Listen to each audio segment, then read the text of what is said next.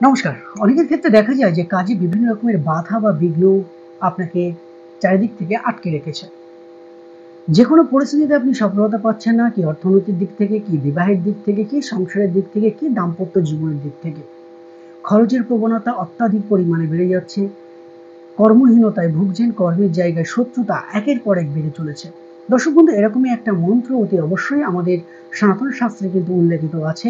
এই মন্ত্রটা আপনি যদি প্রতিনিয়ত ১০৮ বার বা মতান্তরে ৫১ বার আপনি যদি জপ করতে পারেন, তাহলে দেখবেন যে আপনার শরীর থেকে একটা পজিটিভ ঊর্জা কিন্তু অতি অবশ্যই নির্গত হচ্ছে, বা আপনার ভিতর থেকে একটা আনন্দ অনুভব হচ্ছে, এবং দেখতে পাবেন যে এই মায়ের কৃপায় আপনার সমস্ত রকমের বাধা বিঘ্ন সমস্ত কিছু কাটতে চলেছে।